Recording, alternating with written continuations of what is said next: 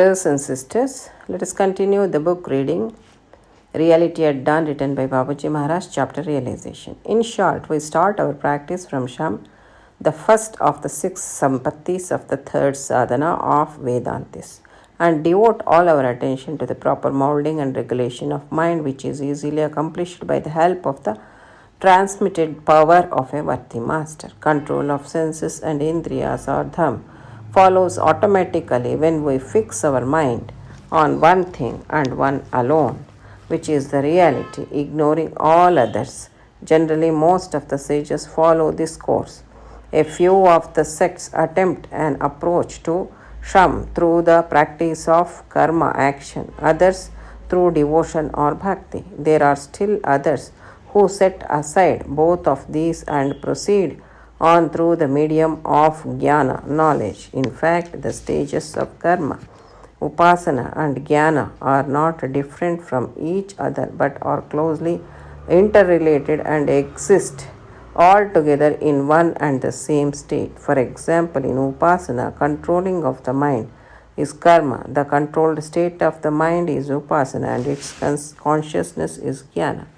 In jnana, the process of thinking is karma, stay on the thought out object is upasana, and the resultant state is jnana, while in karma, the resolve to act in karma, process of bringing it into practice is upasana, and consciousness of the achievement is jnana. Thus, it is that in our system of training, they are taken up all together most efficiently, creating automatically the state of viveka and vairagya in true sense. No practice is really of any avail if it does not naturally result in viveka and vairagya.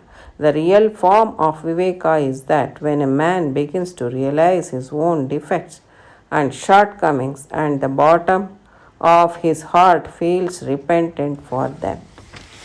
Here, Babaji Maharaj is explaining us about the practice of Shama, the first of 6 sampattis, that is, Shat sampattis of the third sadhana of the Vedantis, and devote all our attention to the proper molding and regulation of mind, which is easily accomplished by the help of the transmitted power of a worthy master. This is very important. Only the power of worthy master can regulate our mind, and it will bring to the state of Sham, that is the peaceful state of mind.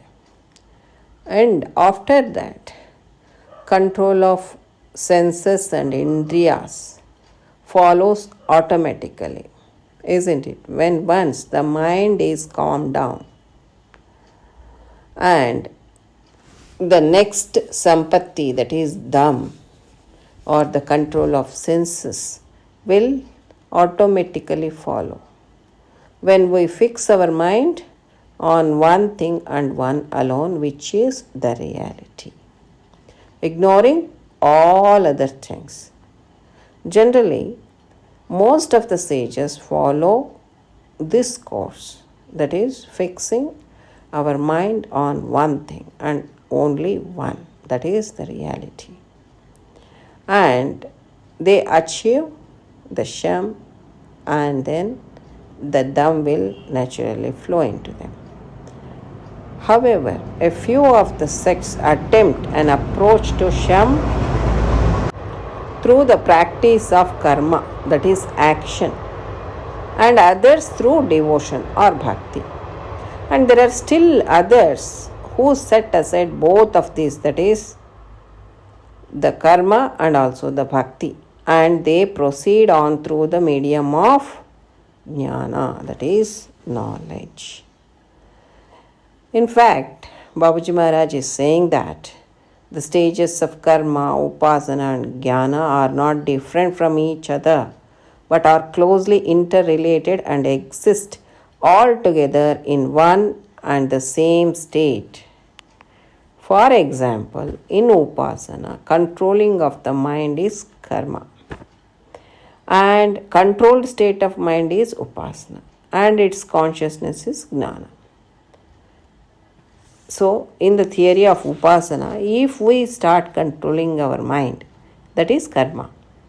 And when the mind is controlled and it is in the state of control, then that is called the Upasana. And the consciousness of the same is Jnana. Whereas in Jnana Marga, the process of thinking is karma. If we think to do devotion, then that is the karma. And stay in that same thought of devotion towards our master or the object, that is Upasana. And the resultant state, what we obtain, is Jnana. While in Karma Yoga, the resolve to act is karma, and process of bringing it into practice is Upasana. See, if we want to do the constant remembrance, that thought is resolved to act, that is karma. And the process of bringing it into practice, we started practicing it, that is Upasana. And the consciousness of achieving that state of constant living is Jnana. Thus, it is that in our system of training, they are not separately taken, because they are taken up all together, most efficiently creating automatically the state of Viveka and Vairagya in true sense. And no practice is really of any avail if it does not naturally result in Viveka and Vairagya. That's what Babaji Maharaj is saying.